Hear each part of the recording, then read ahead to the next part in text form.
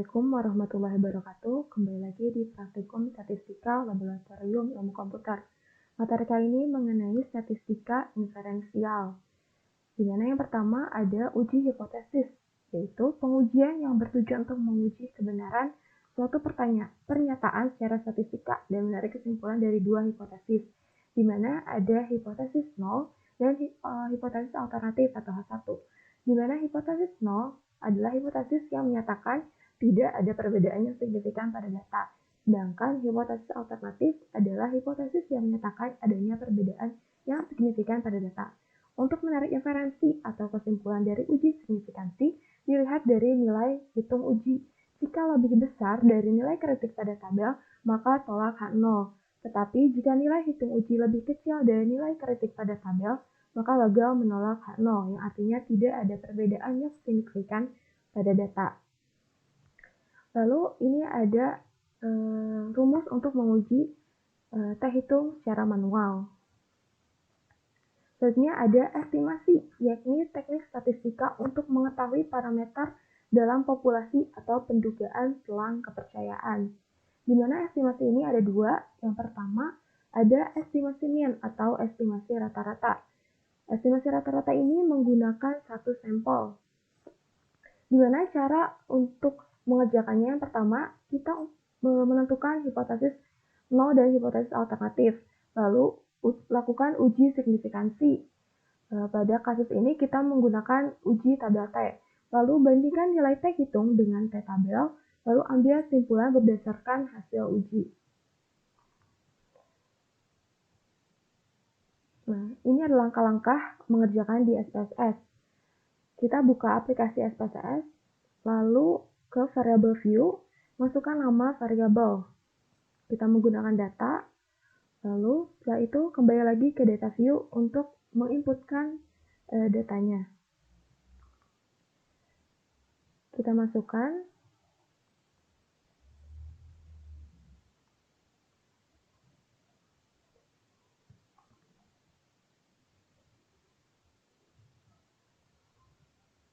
Pada estimasi rata-rata kali ini, ditanyakan apakah di suatu pabrik uji rata-rata waktu pegawai selama 6 jam dengan tingkat kepercayaan 95%.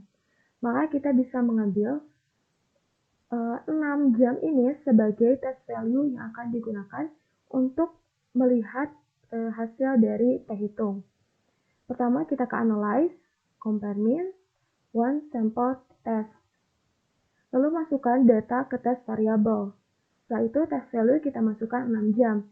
Karena ditanyakan apakah lama waktu pekerja selama 6 jam atau lebih. Setelah itu klik OK. Dari output yang dihasilkan kita bisa melihat T-hitung, yakni sebesar 0,79. T-hitung ini kita bandingkan dengan T-tabel. T-tabel dengan selang kepercayaan 95%. Dan dengan DF 19. Kita bisa lihat dari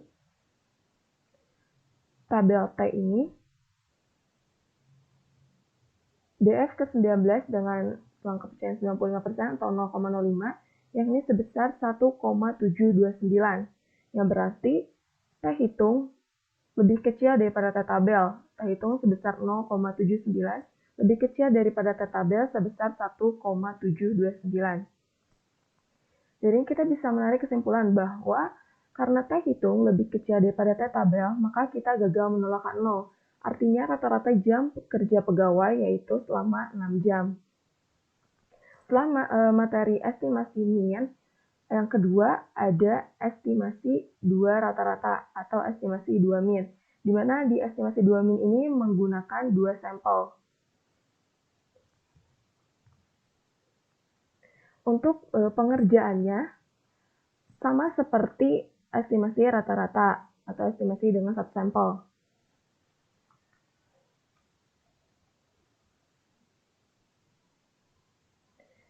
Langkah-langkah dari untuk mengerjakan di aplikasi SPSS. Nah, kita akan menguji estimasi 2 rata-rata yang tadi di aplikasi SPSS. Pertama ke variable view, masukkan nama variabel, Di sini kita menggunakan X1 dan X2, di mana X1 adalah data sebelum program diet, X2 adalah data sesudah program diet.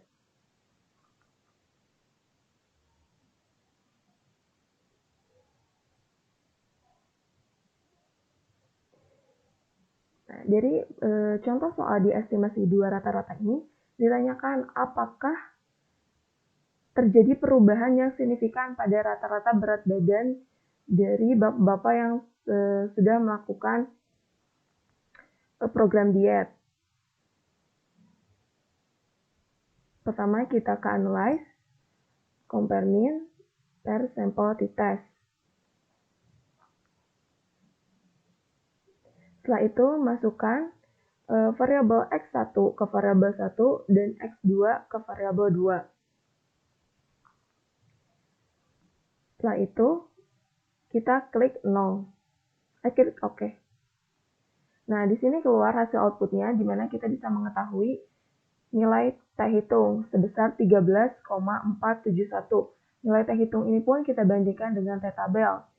Dengan selang kepercayaan sama 95%, pada DF ke 9. Kita bisa lihat pada DF ke 9 dengan selang kepercayaan 95%, T hitung sebesar 1,833. Yang berarti T tabel sebesar 1,833, yang berarti T hitung lebih besar daripada T tabel.